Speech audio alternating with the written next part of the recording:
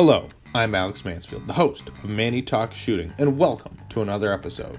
This is the shooting podcast where I talk to individuals all across the shooting industry. We'll talk competition, self-defense, concealed carry. If you like this content, check out our YouTube channel, Manny Talks Shooting. And without further ado, let's get to this episode. Welcome back, everybody. Welcome back to another installment of Manny Talks Shooting, this shooting podcast on the internet because I enjoy doing it. You enjoy watching and listening, and I appreciate you. We've got to talk about the title sponsor of this show, Go Fast, Don't Suck. They make awesome match banners that are like the one behind me that you can only see part of in this episode. I don't know why, but I'm not going to care because it's been a long day. Match jerseys like that I wear and banners, and I talk about banners, but dry fire decals. They go on your wall that your wife or girlfriend may approve or not approve because you never know how that's going to go. So check them out, gofastdon'tsuck.net. Tell them Manny sent you. Move on with your day. Without further ado, we are sitting down with a show from a blast from the past. We're sitting back down with Mr. Adam Maxwell of Vortex Optics. Hey, how's it going, Manny? Thanks for having me on the show again. Yep, no Always problem. Good time. It is always a good time, especially to have a repeat guest because we have great things to talk about. So for anyone who doesn't know Adam, he works at Vortex Optics. We already talked about that in a previous episode when he came on a long time ago, which I finally remembered why. And he was the 2023 match director for Multi-Gun Nationals. He's going to also be 2024 match director for Multi-Gun Nationals. So we're going to talk about that today. But Adam, brother, how are you doing? I'm great, man. I've been on the disabled list all summer, so finally got. I broke my leg Memorial Day weekend. Finally got all my restrictions lifted, and I am back shooting again. So making up for lost time. Right. Yeah, absolutely. And that's kind of been the interesting part too. You know, I've been picking on you throughout the year. It's like, are you going to survive? How I was always one of those guys checking in on you and be like, did you get your PT done? Yeah, exactly. 3 times a day, baby. But hey, you said you were going to be back on your feet, ready to go buy handgun Iron Sight Nationals, and you were. That was my goal. My goal was, well, my first goal, laying in the hospital bed, looking at the ceiling. I was worried about my commitment to put on Multi-Gun Nationals. Which by that time really train had left the station because our club really executed that match, so it would have gone on, and it did. But my shooting goal was to be able to compete uninhibited for handgun at that time Iron Sight Nationals, and I made it. My restrictions were lifted like 3 days before the match, and so those were some of my first attempts at actually running, and was able to hit all my spots and shoot the match. So we're back now, and I'm just trying to gobble up anything on the schedule I can get before the season ends. Right. Yeah. Now we jokingly called it Table Start Nationals because you were stuck in a chair. Oh yeah, I was really good at the table starts, the strong hand, weak hand.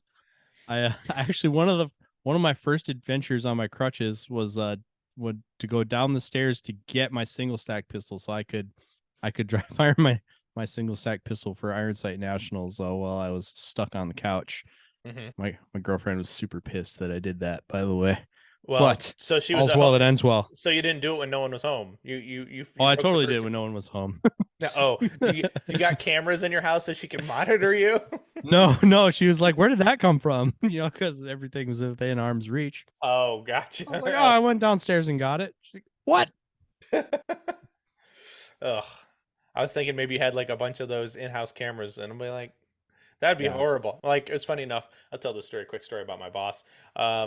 His significant other, his wife she's got all these cameras to monitor like the house if something ever happened to their dogs, right? And he's like, there's no privacy in this damn place other than the bathroom. This is bullshit. And he's like, this one that moves, like, like a freaking security camera, like the one that like in the mall that will swivel at you. But Oh yeah. yeah. Yeah, so we are talking with a two-time GM. We talked in the pre-show show. A two-time division GM in limited and limited optics. Yep. Still working on Not that single necessarily stack, in that order. right? Yes, and still working on single stack. That's my current winter project. Yeah. Well, we'll tell Timmy he's got to set up more classifiers. That's for sure. That's yep. Well, actually, yours truly is the match director for the Vortex Nation USPSA club, And so yeah, we're doing 3 or 4 classifier matches here this winter because what else are we gonna do when it's 20 below outside? Yes, have fun, shoot guns, and drink beer. I mean, When the match is through, this bud's for you, man. right? Exactly. But that's probably the depressing part about living in Wisconsin is it gets super cold. And now, question: do you get that like winter depressional set in kind of thing? I do not. I actually like all the seasons, and winter's probably my favorite season. So I actually embrace it. But it is fashionable to complain about winter here for sure. And we were like as of yesterday, we actually had to do some training at Vortex. We were going to our outdoor range for some product orientation, Mm-hmm. and I was driving with my colleague, and we were noticing all the fall colors were out. And last night we had a big rainstorm come through, and driving in this morning, like half of the leaves that we were looking at yesterday are on the ground now. So yeah, it's we are descending into the deep freeze. I think that is oncoming. Yes, I agree. We got the same thing pretty much. It had a frost earlier this week, and it rained, and most of the leaves are gone. It's unfortunate. I don't like it. Luckily enough, I have no trees in my actual physical property, so I just have to blow the leaves that come from the neighbor's property. Oh yeah, yep, same. It's not by choice, but it definitely sucks. But are you? So you broke your leg doing a ATV dirt bike accident. Do you have a snow machine to go play on in the winter? I used to. I actually sold my sled last year to because just kind of as far south as I am, I get more use out of dirt bikes. So Hmm. yeah, I consolidated my sled into bikes, and that turned out to have a sweet surprise at the end of that rainbow. Because yeah, about I was just getting into riding shape for the year. Like off-road endurance racing is kind of one of the things I do to motivate myself to keep in shape. And I was I was on one of my first training rides of the year, and yeah, just tucked the front. Well, no, I didn't actually crash, but my front end slipped a little bit, so my foot came off. My foot hit the ground, twisted my knee in a direction it's not supposed to go, and as I say, the rest is history. Yeah, and yeah, stuck in the chair, made away progress. You got to shoot nationals, which is still I shot impressive to I me. shot nationals. I shot the Vortex shootout last weekend. I was fourth limited optics at the Indiana section. So, I'm making a comeback. Yep, absolutely. Now, um, I guess the main reason we got on here, we should probably get to the meat and potatoes because it's always good to get your. Not that you care about the steak, you want the sides, right? I'm a sides guy. I don't know about you, but the sides are where life is at. It's the difference between, just the basics and the finer things. Right. So, I mean, nothing wrong with good steak, but like if you got good potatoes, damn it, now I'm getting hungry. But we talked about off shows, like I don't eat after a while, and but anyway, so you were the 2023 match director for Multi Gun Nationals. What do they call this? The 2023 Federal USPSA Multi Gun Nationals presented by Vortex Optics. So you were the facilitator of that match. As we talked a little bit, uh, it takes a community to put on a match like this, kind of right. Oh yeah, it takes on a tribe for sure. I like to say like match director is really a project manager or project coordinator. Hmm. So by the time people are actually showing up to the range, the match director job is over, and then as soon as everybody leaves, it kind of starts up again. Um, Hmm. so yeah, like prime time match directing is like right now. I just filled out Form C for USPSA a couple hours ago. Just put the match up on practice score. Wrote all the description, all that stuff. Event insurance and making reservations and stuff like that. That's all going on right now. Right, and it really is. It takes pretty much what you want to think, oh, maybe a whole year to facilitate a match like this. I like to be careful with that. There are deadlines. There are deadlines to hit. So like, we signed a contract to take the match. That happened about a month ago. Um, Form C has to be submitted for it to appear on the website. So that happened today. I believe per doctrine, 6 months before the match, the stage designs have to be submitted to NROI. So within the next probably 60 days here, we're going to be designing the stages for multi-gun nationals and submitting those. But that's, hour 2 hour blocks of time throughout the year. So I don't like to say it takes a whole year to put it on, because that gives the illusion that it's like a full-time job, which it's not. But in spurts, it is definitely a consumer of time. I would say, aside from separate, being involved in the multi-gun rules committee, that's probably going to take up more time here in the short range, and we'll probably be designing stages around Christmas time or shortly thereafter. Mm-hmm. Right. Now, this was not your first match that you've facilitated at a big scale, correct? Yep. Yep. I've been the match director for the Jeff Kirkwald Memorial Three Gun, which is going on its 10th year this year. And that's the event that USPSA audited and took interest in our club having the facilitating multi-gun nationals. And then I've been match director, assistant match director / range master for the Wisconsin State Three Gun championship for the 4 years that was a thing here until very recently. Wow, yeah, and that's a lot of experience. So it's not like you were super green coming into this match. So you kind of knew the formula to make a good match run. Oh yeah, not my first time, and definitely knew that everybody was on board before we signed on the dotted line for sure. Got with Kevin and Spencer and Josh and Ron and Joel. All those people were on board. We were all on board for doing this before we agreed to do it, because we were going to do it. We were going to do it right. And everybody was really excited about it. So and it actually turned out pretty well, I think. Mm-hmm. It did, and it seemed like you had a good turnout for the whole match. You had roughly, I'm going to keep scrolling and I'll find it shortly. You had, before disqualifications, 182 shooters. Yep. Um, Which is Probably the largest turnout for multi-gun nationals since 2017. that's surprising because I thought that Multi-Gun Nationals, when it was paired with PCC down in Frostproof, what, 2020, 2019, 2020 maybe? Maybe I have my years wrong, but I thought that seemed to be bigger. But that's good. So you hosted the largest Multi-Gun National since 2015. Um, were you hoping for even more shooter? I mean, we always hope for more shooters, right? But Yeah, I mean what were you everybody kind wants to of sell out in 3 minutes, but right? What was your like, this is okay, if we hit this number, I'm going to be happy, right? well, I mean that all comes in thresholds, right? So like first we just want enough people to sign up that we have a viable match. Mm-hmm. Then we at least want enough people, or the same number that we had last year, and then the next goal is more than last year, and then the next goal would be to sell out. I know a lot of people who had taken a hiatus from multi-gun nationals participated this year, because our club was facilitating it, and we have reputation and credibility in the outlaw three gun world.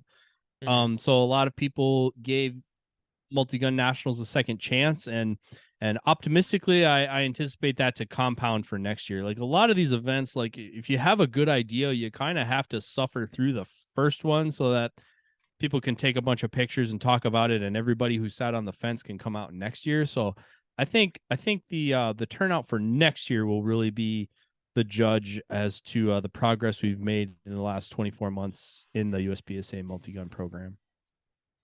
Oh yes, absolutely. And you had a good turnout, and you've got the traditional three gunners to come out and shoot, right? That people, and you made changes to multi-gun rules, right? You Yep. got USPSA to change the rules to be um, you know, more friendly to Well, the I'd be careful shooters. with that, because when I agreed to it, I went through the rule book, had my Sharpie in hand, and I was, one of the things we always like to, joke about was like, well, multi-gun USPSA would be better if they just threw out 12 pages of the rule book, Hmm. and people, well, which 12 pages? Any of them.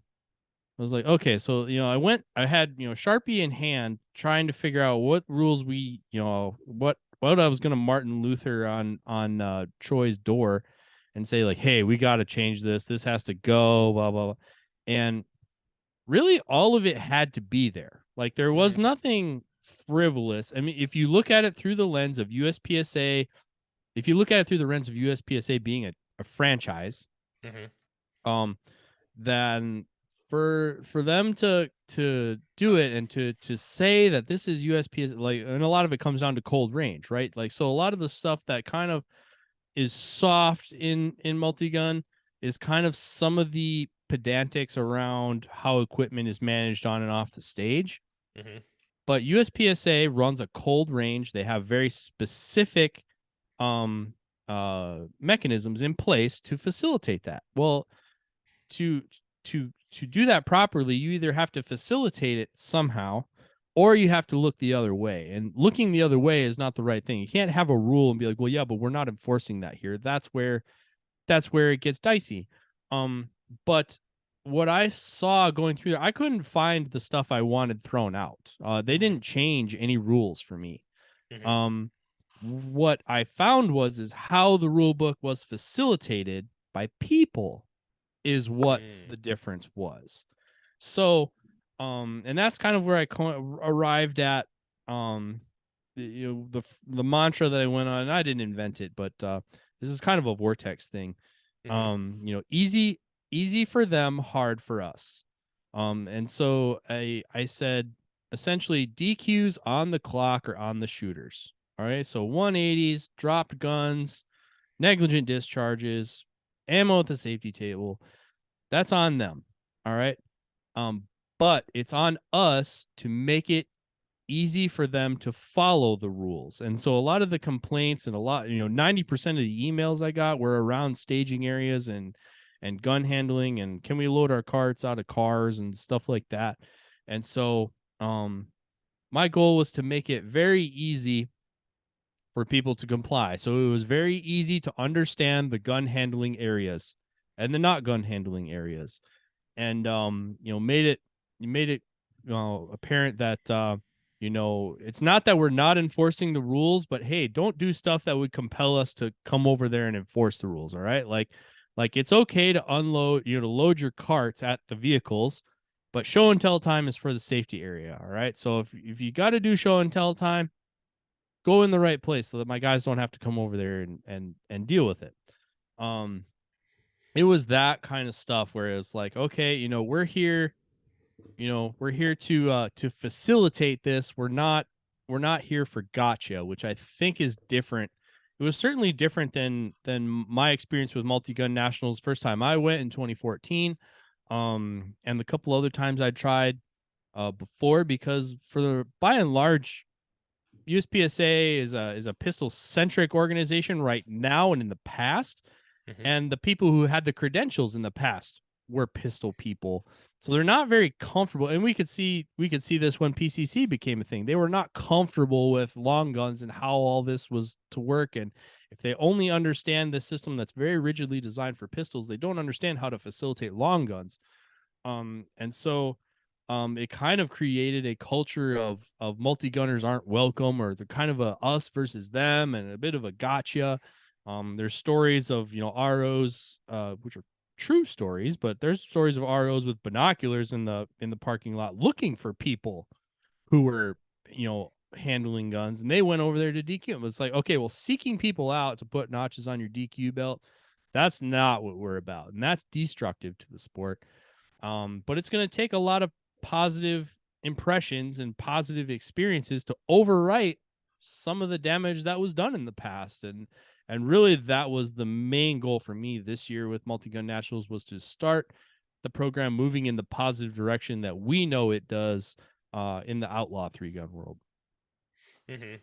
And it seems like, you've been able to take that in the right direction. You brought it, you had a good mentality at the match. If it's if on the clock, it's on them, but we've got our discretion here, and it's off the clock, but it's definitely getting the pistol people, or the primarily pistol people, on board with the correct rules in multi-gun, which it seems like from what I observed, that you had a very, you know, very selective staff that you picked that were, you know, USPSA people, and then you had your not outlaw, but other three gun types, because every multi gun match pretty much has their own We rules. It seems we like. we embrace outlaw. Hmm. But and yeah, really, and this is not a ding on anybody involved in the past. Hmm. Um, but I knew that the implications, or not the implications, but the uh the perceptions had been set Hmm. as to USPSA and how they handle multi-gun. And so when I agreed to do it, I was like, if you want me to do it and you want it to look like what we do three gun as and what you like, you have to let me use the people that facilitate and make that possible. And you have to let us do it our way. Hmm. And so that really manifested itself in them investing in training a lot of our traditional three gun ROs, people we know that know three gun, the Hawkeye Ignite crew, the Minnesota three gun group, um, people who have worked the Kirkwald and Trigun and other matches. I was like, we need to it's on us. We got to get the certifications because USPSA by the rules we need a certain number of people with certain level of credentials. Hmm. But you got to give me the resources to get the people I need the right credentials. And that's what they did. So we had an RO and a CRO class at Vortex in February, and then they hosted another RO class at Forest Lake 2 weeks prior to the match. So it wasn't essentially throwing everybody out. It was just like, if you like the way we do matches, you got to let us do the match. So it was on us to get all the people that we wanted to help run the match up to and certified by USPSA, which is ultimately what we did. Hmm. Yeah, and it's nice you use the opportunities there. You use the the free, essentially the free service of getting those classes because of running nationals. You made that part of the stick, the deal, right? Yep. USPSA, you got to teach us. Um, Now, was there any not hesitation or resistance from the three gunners who you picked, but did it? Did they have a learning curve to really catch up on to be good on USPSA multi gun rules? No, Good. no, and this is one of my biggest gripes. Everybody loves to gripe about the rules or talk about the rules or debate the rules and look at the rule set. End of the day, people like listen to me. Listen, the rules are 90% the same. Hmm. Okay, they're 90% the same. They're not that different. All right. Really, the only difference in USPSA rules that would be uh, the reason that the USPSA rule book is how I think it's like 112 pages or whatever it is, versus other rule books that are like 8, is that the USPSA rule book encompasses things like stage design, um, uh, legal targets, Hmm. equipment, things of this nature. The first 6 chapters of the USPSA rulebook don't have anything to do with shooting the match. It's all with administrating the match. Hmm. So you can hand somebody, a club that's never done three gun before, you can hand them a USPSA rulebook, and somebody with an open mind can figure this out. Um, and so the rules aren't that different. It's a time plus three gun match. Um, there's a rigid staging area. We have to have a staging area for guns, and it has to be defined. We just didn't half-ass that part. Hmm. But really, like, there's certain targets you can use and not use. But other than that, it's like it's not that different. So, um, it wasn't overly challenging for our staff to learn the USPSA rulebook. No. Well, that's good. That is definitely good. And I had another thought, but I guess it escaped me. Like a good example is like a spinner. A Hmm. spinner is something you could reasonably expect to show up to an outlaw three gun match and see. Per the USPSA rules, it's not a legal target because it's a steel target that requires more than one hit to neutralize. Hmm. And it's kind of subjective to call when it's neutralized. They can't go up to it with a calibration or an overlay card and figure out if you hit it or not. So stuff like that. And then there's two types of paper targets you can use, and that's it. Certain types of not like steel poppers, you can't use the poppers that have the cutouts in the middle of them, or split poppers or things like that. Mm-hmm. So there's a little bit of rigidity around what kind of targets you can use, but not to the point that it's something you wouldn't recognize. It's just kind of, it's more of, really, it's a protection for the shooters, for match directors using kind of weird targets that may or may not have been vetted, with the test of time. Gotcha. Well, I remember you did a video. I don't know if it's still up on your Instagram, but it's like you went through all the chapters of the USPSA rulebook, and it's like I always remember chapter 11 is for when you're really salty. Yeah. Yeah, I did. And that's still up on my Instagram. I pinned it, but yeah, I basically did cliff notes of all the chapters. And really, um to compete in a multi-gun event, to do your diligence, you really only have to know chapter 8, 9, and 10, 11 if you're ornery, because 11 is arbitration. Hmm. So Yeah. So looks like like we said, the match went off. You probably got a list of things that you're going to address for 2024. But I mean, every match has got that, right? oh yeah, and so like, really, what I mean, people are always going to complain. Hmm. It's just a matter of what they complain about. What I took stock of is that all the stuff that we set out to really improve on Hmm. uh was not in any of the complaints. So nobody complained about any of the things we actually sought to change. Hmm. Um we did try some new stuff, some less conventional stuff that had been done at USPS at multi-gun nationals in the past, and got some feedback on it, and it went with the speed shoot, or the kind of shoot off stuff on the last day. We went kind of extreme on it because I wanted some definitive feedback from people. Is this something people really like, or is this something they don't like, and what what do they don't and not like about it? So you kind of got to poke the bear a little bit for people to really push back on you, and it did that, and got some feedback.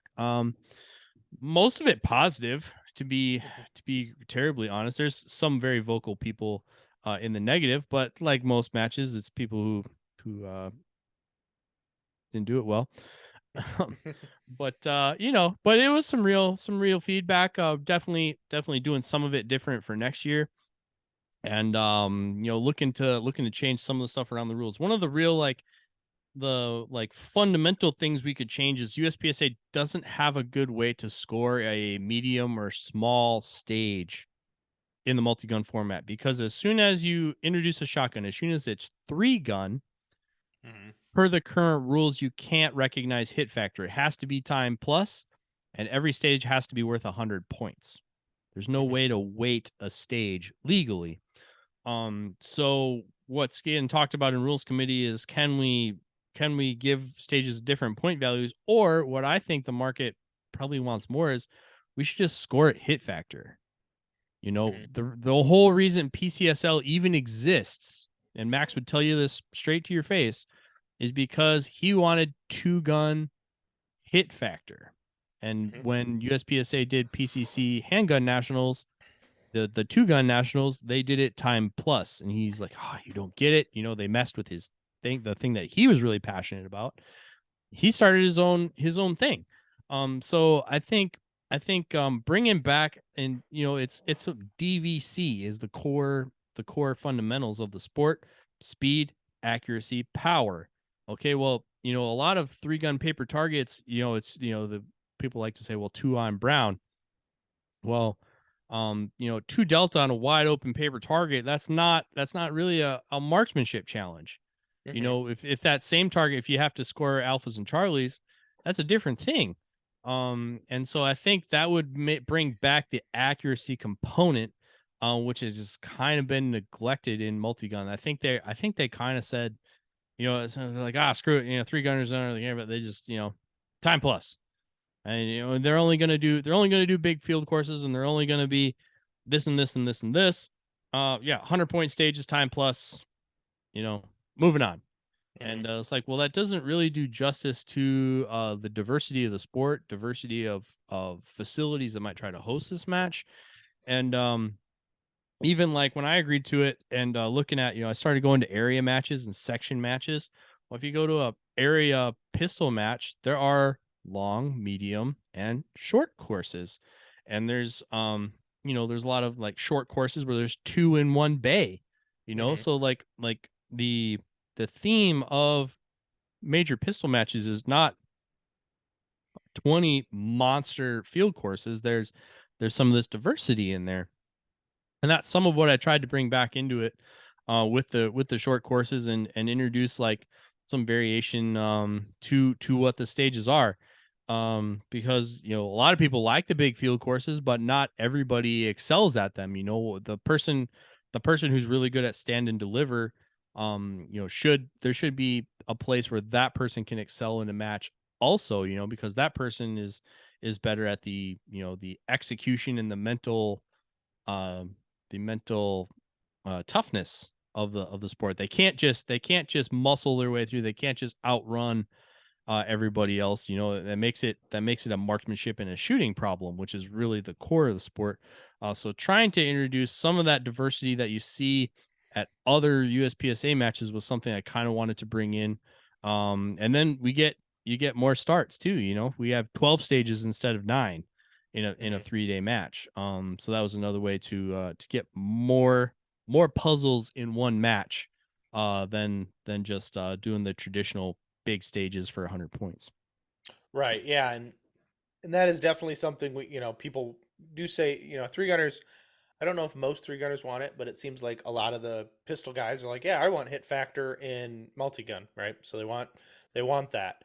So I pulled up practice score. I pulled up the 2024 registration, that opens in February 1st, on February 1st, 24.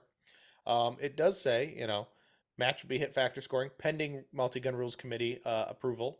So hopefully we can see that. I know yourself. I believe what Maxley Grandis is on the committee as well. Yep. Um, Aaron Hayes, match director of Texas Three Gun Championships, in there. mhm, Jordan Binion, from Shoot Sig, is in there. Donnie Flo from Tar Heel. mhm. Um, who else is in there? A few USPSA people. But hit factor is something we're definitely talking about. As of right now, it's being talked about pretty favorably. So I'm fairly confident in saying it will at least be an option, um in the rules going forward. So I was so bold as to say we're probably going to do it. Now if I get shot down, I'll just go in and delete that, and only Right. people who saw it or listen to this podcast will know it was a thing. But I really think hit factor is a good way to go, and because we were looking at, because when the stage is posted and they saw those short courses, some people were very excited, Mhm. um especially people, let's say, from the southeastern US. Um and um or yeah, southeast. Anyway, so they saw those, and lost my train of thought. What was I saying? The people from the southeast were excited, for those kind of Oh yeah, the stages. people were calling me, and they were freaking out about these stages, and um shit. I don't remember where I was going with that. Yeah. So people were they were blowing up my phone. What about these stages? Oh, you can't make a stage that short worth 100 points, blah blah blah. And I was like, well, how does every other USPSA match not have this problem?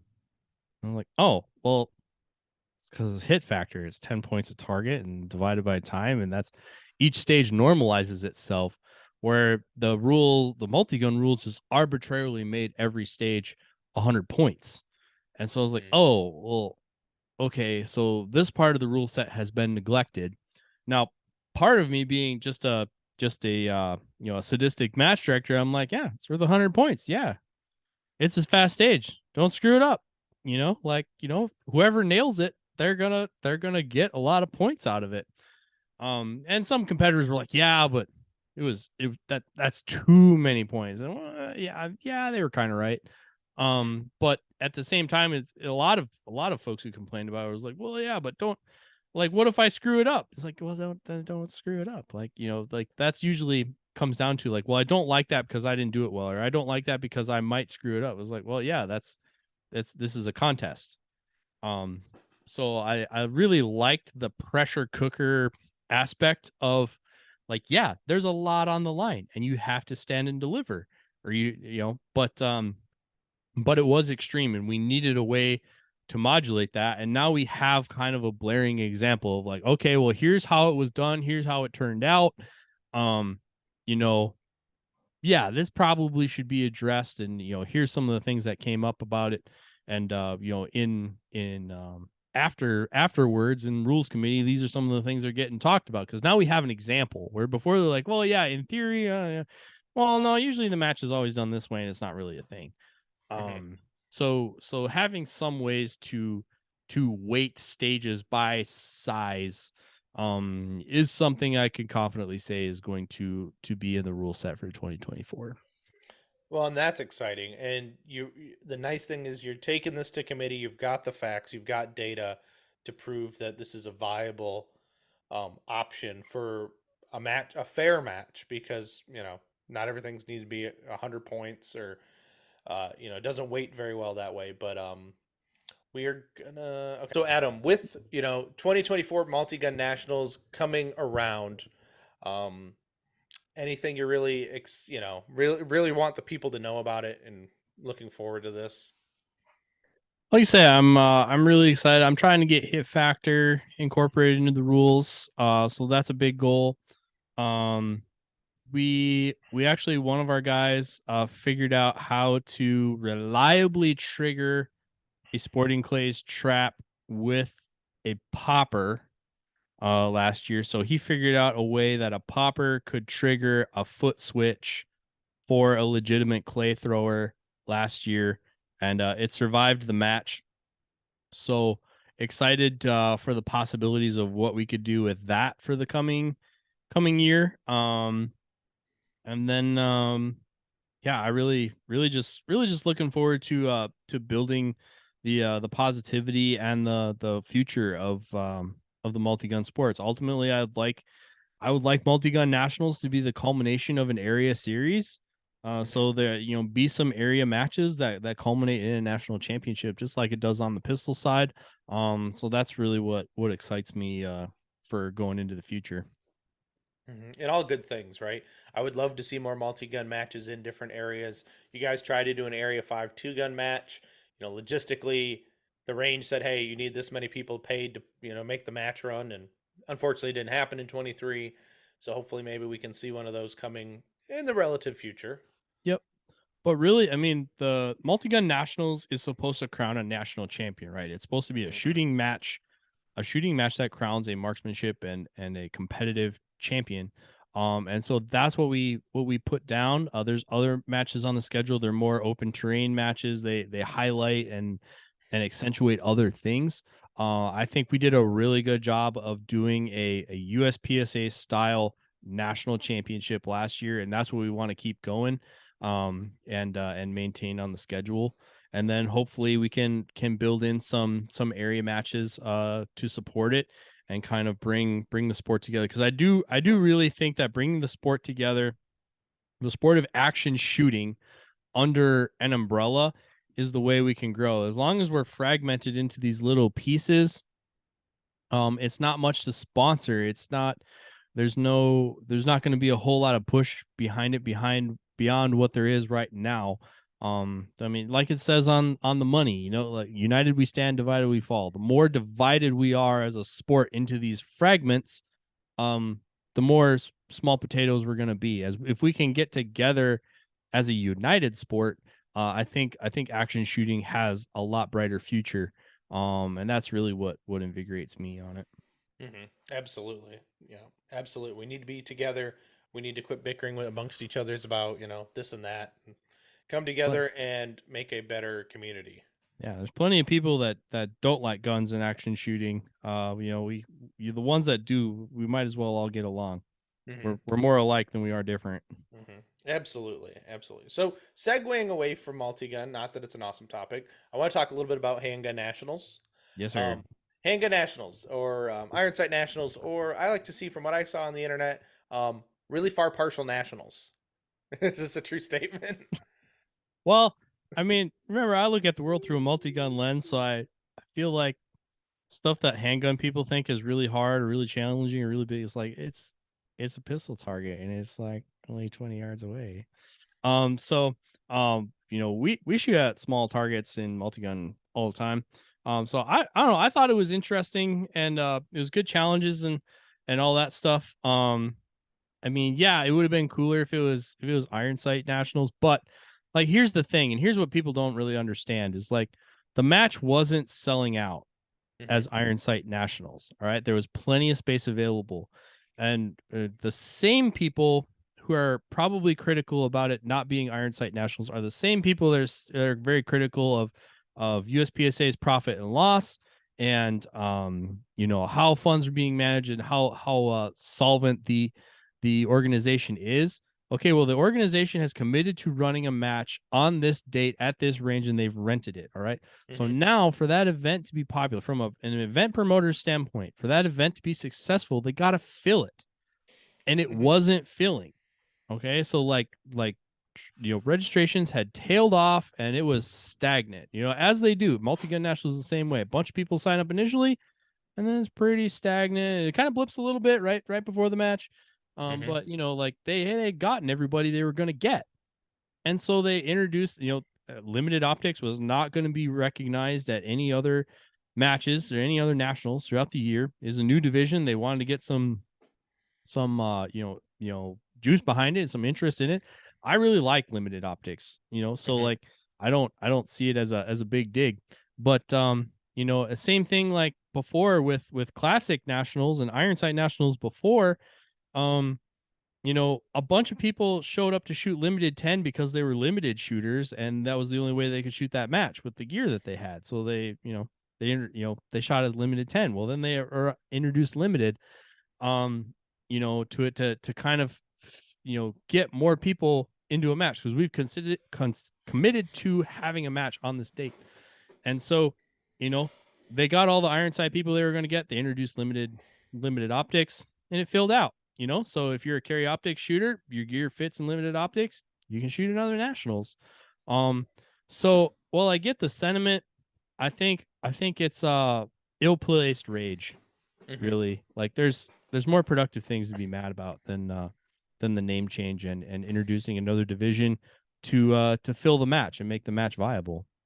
Right. Yeah. Because we lose the same for the people who bitch. We still lose the same amount of money if the match is full or there's still 100 slots. Kind of thing. You know. So Yeah. they. So, but I thought it was fun. Mm-hmm. I really liked all the stages. Um, the I mean I like they did some fixed time in there. I really like fixed time. I think it's a unique challenge. So I really like that they put it in there. I arrived at the fixed time stage when I think the wind was the highest, so like it was blowing the target backers off the little turny boys that were Mm-hmm. holding it in place. Um, what else? Um, like I said, it was my first time. I was just glad to be shooting again. Yeah. And Especially cleared 3 days before the match. Right. You had yeah, your. yeah, yeah, cleared hot, and yeah, like it was. I Running hasn't been so awkward since. I mean, I was Forrest Gump without the braces. Honestly, like it was super weird. But I really liked it. I think in single stack it was pretty challenging, as you do, because you're in a limited capacity division, so it all counts. You can kind of shoot your way out of a problem in limited optics. Um, but so there's a lot of separation in single stack, but I was pretty happy with how I did. I couldn't hit a swinger to save my life. Normally that's not a problem for me, but for whatever reason I was Charlie Mike on like almost every swinger, or bobber, or any of the activated moving targets. I was throwing mics on them, and it was the different. I went into practice score competitor, and if I would have taken back all my mics, on activators, it would have moved me up like 10 places or whatnot. But coulda, woulda, shoulda. Mm-hmm. I thought it was a good match. It was a good range. I really like that range. Like for a pistol match, like they got a lot of bays in a pretty consolidated area, and it's a good range surface. I really like they have it's coarse enough rock that it's not like sand. It doesn't get in all your mags, but at the same time, it's soft enough that you like get some bite on it and you can run with with your shoes. Mm-hmm. So I really like that range surface. The weather was okay to unfortunate. It was kind of wet. So you're saying you brought the Kinda, weather with you then, right? no, I'm not gonna own that. I'm gonna blame Jake. Oh, I'm gonna okay. blame Jake. Jake from State Farm. Yeah. No, Jake Martins. Oh, yeah, I know. Or Jake from Best Buy or whatever, or Sears, Yeah. whatever his past life was. No. Yeah. I actually was on Jake and Troy's squad, so it was actually I actually like shooting with those guys. Oh, so they They're just actually cool heckled. They dudes. just heckled you with all your shooting then. Oh, you can give it back to them. That's Oh fine. yeah, that's always a fun part, right? Giving it back to him. Yep. I always do enjoy watching Jake shoot a match because then I was like, I thought you were good at this. You know, you just throw those at him. He's like, I was before I Yeah. came here. Yeah. Those who aren't good get involved. Right? No, I love giving Jake crap. But no, yeah. So I shot a cleanup match. So I went down there the weekend after, and I shot Zone 1 and 2A of of handgun nationals. They didn't change. Only thing they changed is there might have been maybe 2% of the hardcover removed because they just didn't have the targets. Like Oh on it, yeah. they just didn't have like I don't have enough of this weird hardcover target. So so it was that was okay. So I shot the match. At least those two zones, they weren't terrible, but I shot an open gun, so I can't. Yeah. I mean, I can still understand everyone's frustrations of like, Bay 1, right? You're talking 30, 35-yard deep paper all the way in the back of the bay with steel around it, right? Like the gongy Yeah. steel. You're like, okay, this is a put dot, present sights, see the dot lift, see the dot return, see the dot lift, move to the next one, right? Or the Yep. iron sights, right? Now, especially being single stack, Lord, that first position had to have been rough. Yeah. It was Yeah. like it's like You're talking about the first one, like all the way on the end. all the way to the left with the Yeah. dirt berm on the one side. Yeah, and that was my first stage too. Rule number one. And my first attempt at running. Oh yeah. Yeah, though that was an interesting stage. I mean, it kind of had the same kind of plan, but it definitely that was one to like take your time, get all of your hits, and Yeah. then move on. Like I really like on in all matches, but pistol matches in particular, like I like that there's some tight angles, like so there's, you gotta hit your marks, Mm-hmm.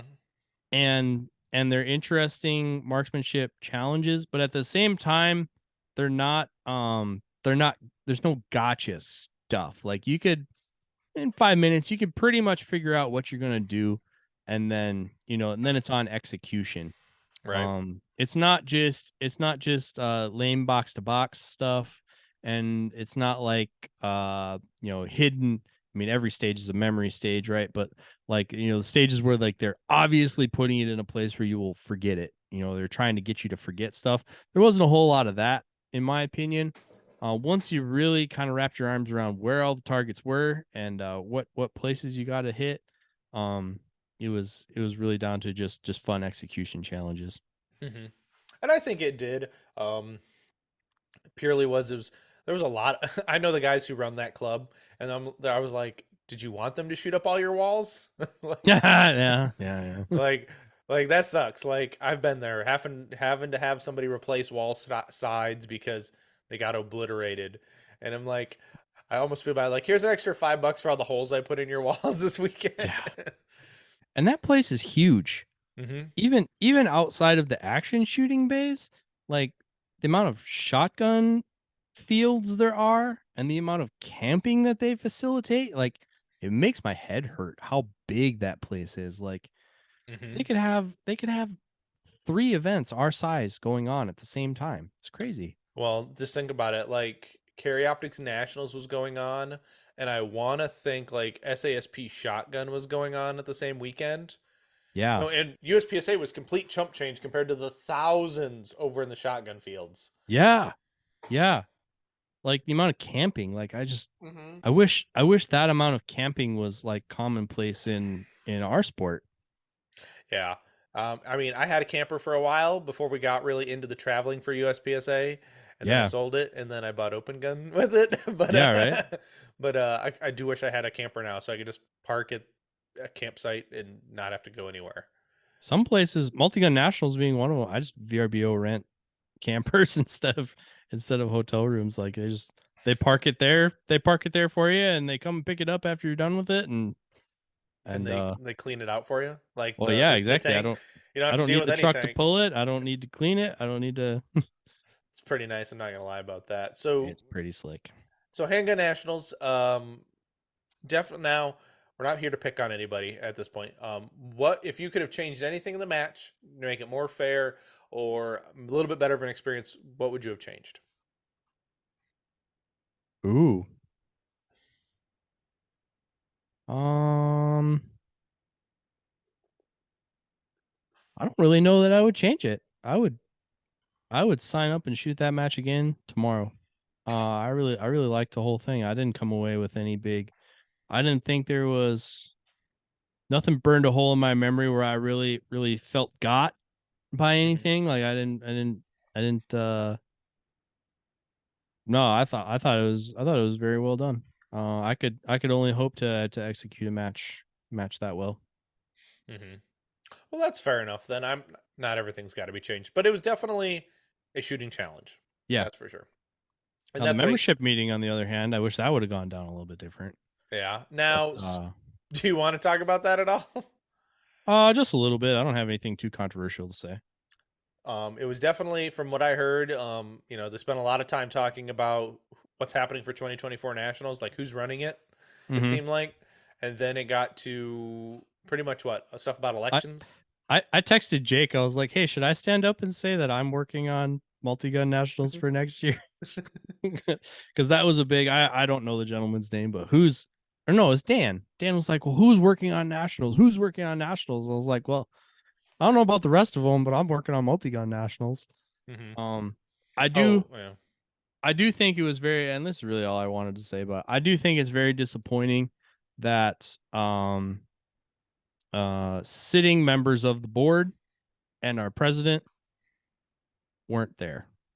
It They was said only they two said members were there. yeah, yep. They said the president was sick, which is okay, whatever. But he's supposed to designate an alternate if he can't be there. He didn't do that, and there were area directors there shooting the match and showed up at awards, but didn't show up to face the membership at the membership meeting, and that's very disappointing. I can And agree. none of them uh stood in place of the president to hand out awards. They let Jake do it instead. Hmm. That's very disappointing. Yeah. Well, that is disappointing in that regard, but Jake deserves some credit. Well, most of the credit for putting on these matches, right? Like, it's nice to see. It's not his job to hand out awards, but it's nice to see him get a little bit of limelight, take a pictures with people, and be like, "Look at, I facilitated this. Like, that's me, right?" Yeah, Jake does a lot of good work. And I think he's a good asset to the organization. A lot of the positivity behind the multi-gun program right now was inspired and started by him. I wouldn't be involved if Jake wasn't trying to get it going. I mean, Jake recruited me. Hmm. You know, uh, I don't know if it was his. I think he was pointed in my direction, but like, I mean, Jake sought to get the multi-gun program running again.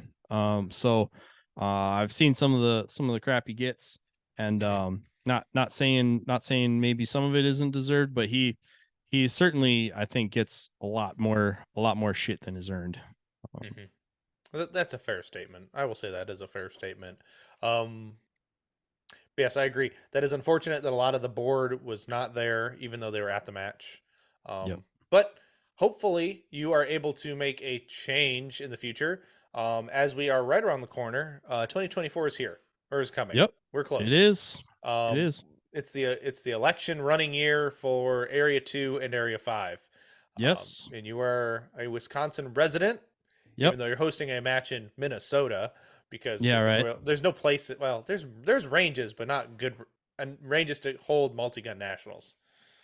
But Yeah, that's a whole other thing. But yeah, right. I think Forest Lake is a good place to do it. We have good infrastructure and club support there. Hmm. Um, there are places in Wisconsin that could do it too, but I think Forest Lake is probably the best place to do it. Um, Hmm. but yeah, I'm a resident of Area 5, and I intend to announce candidacy for BOD at Area 5 and run for the board seat in our area when it becomes open this year. Yes.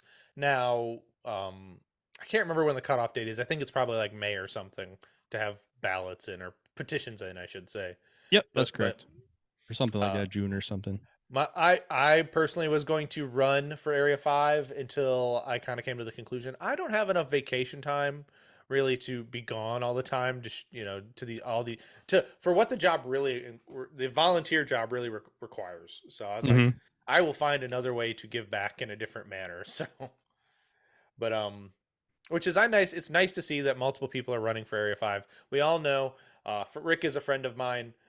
He's not rerunning, right? He is not going to rerun for Area 5 because he's been on the board for 8+ years and he knows it's his time to go and sit down and let someone Well, new blood come in. Well, and that's how representative, government works. Like our United States, political system. It's intended that, um people represent their area Hmm. for a short stint, but it's not a career thing. You go for a time to contribute, and then, someone else goes and gets a chance to implement their ideas. And so that's really like when a lot of the controversy was boiling up over the last couple of years. um I've certainly had my disenfranchisement with USPSA over the for a time. I wasn't a USPSA member. I voted with my dollars, and Hmm. and didn't renew my membership. And you know what changed? Nothing. Okay, so um and as I started to have, not started, but as I had kind of objective and firm opinions on how the direction the sport should go, I never really felt represented. And I felt like I was saying things that a lot of people were agreeing with me or around me, Hmm. but that wasn't the direction the sport was being led. And so it was kind of a when no one is selected, you're elected type deal. It's like so I decided, and I could honestly say when I really decided to run for the board, it was Area 3 last year. I got a foot fault, and I didn't think it was right, and I went through the arbitration process. Um, and in multi-gun, they'll look at, an outlaw multi-gun, they'll look at video. You at least get your turn, and Hmm. to voice, your side of the story. And basically the range master is like, well, my guy saw it, he's 100%. Your video's not admissible, so that's not the right direction for the sport. If I was there on a sponsor slot, but somebody who paid their money to be here and Hmm. compete, they shouldn't just they shouldn't just get the fu, take your penalty. Like, no, that person, there's two sides to every story, and any RO worth their salt knows they just make a decision and stick to it and say they're 100%. So it's like, oh, yep, no. So it's like, if the only thing admissible is a biased person, because all people are biased. So Hmm. if the only thing that's admissible is one person's subjective opinion, and you have no recourse, that's not right. I'm like, all right, so this is something that Three Gun does better than USPSA, and it's really time that some of that stuff get changed. And that's when I started to warm up to the idea of running. And then there's just, I just, it's one of those things, you just start saying it enough people hear you, you're kind of committed to running. So yeah, I'm gonna put my name in the mix, and if my area wants me to represent them, I'll go. And if Hmm. if a better candidate wins, hey man, I'm sure I will find something else to do with my time, probably in the multi-gun program. So Right, exactly. But from currently, it's looking like yourself, Mr. Christopher St. Cloud from the Schultz Club in Wisconsin, yep, I know Chris and very well. He's very local to us. Mr. Leif Kunkel from Kentucky of GX Products are currently in the are going to be running. I've heard a couple more squabblings of a couple people maybe, but they still got time to decide, right? They've got Yeah, plenty. and But that's how it should work. People mhm, who are interested put their names in, put what they stand and what they represent, and what they want to do, and probably, I mean, kind of like, I mean, you were involved in some of the presidential debates. I mean, mhm. like, we should hash it all out. People should see us, hear us, and decide who they want to go forward, and that person should go. But uncontested isn't the way it should be. So I'm glad a few other people are putting their hat in the ring. Well, yeah, and it gives you, it makes you think, right? If somebody's got to reply to something or an answer or a question, that's running, most likely it's probably something good to be thought about, right? So even if Yeah, you didn't have it, it wasn't on your radar, but somebody could bring that up and be like, oh, that's something I really want to think about. What do I want to do in this situation or for these things, right? Like the board fundamentally needs to, is the voice of the people, right? For your area, everyone's area, the voice of the membership. yep, And, you know, we pick these volunteers. Sometimes it sometimes seems on name basis or because people know who they are, but they need to be the right people for the job. Have you um you've worked in a committee to run multi-gun nationals. So you've run things like having to be on a board, right? You've had yep, to work with other people. So it's not it's not like you're new to working in a group setting. correct, yep, Um, and everyone always obviously disagrees about different things, right? But we're able to of have course, conversations about those disagreements and hopefully come to an equal understanding. yep. Um, have sorry. Um, do you feel that you're prepared to have those hard conversations with your fellow other board members if this comes about? Yeah, I do. Hmm. Cause I'm pretty well known in professional circles. I'm pretty well known for calling a spade a spade. Hmm. Even maybe when it's not advisable. So yeah, I'll hit people with stuff. I'll hit people over the head with a shovel, with some of that stuff. And I think some of that's what needs to happen. Hmm. Um, for sure. Right now, with that, coming to a consensus can obviously probably be difficult in a setting with we're all pretty much type A personality people Oh, who yeah. participate in the sport. So Yep. so it's definitely could be a challenge, but I don't think. This is my personal opinion. I don't think you'll have any issues with that, though. I mean, like, you get along with people currently, you deal with group settings a lot. It's not like you're a singular person who this is my way or the highway. You all can go suck a bag of dicks. So, Oh yeah, right. and like, that's kind of some of the stuff I was saying around multi-gun nationals, is like, people didn't like, especially those short courses. People didn't like how that was going down, and Hmm. and it was even getting my ear that people were of the opinion that I wasn't listening. And it's like, well, just because I didn't do exactly what you said you wanted me to do doesn't mean I wasn't listening to what you said.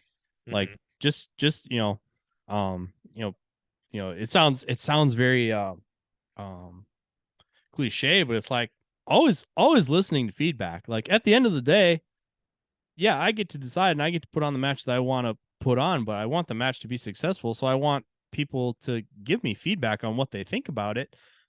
But I'm getting that from many different angles. Everybody's got their own perspective on it.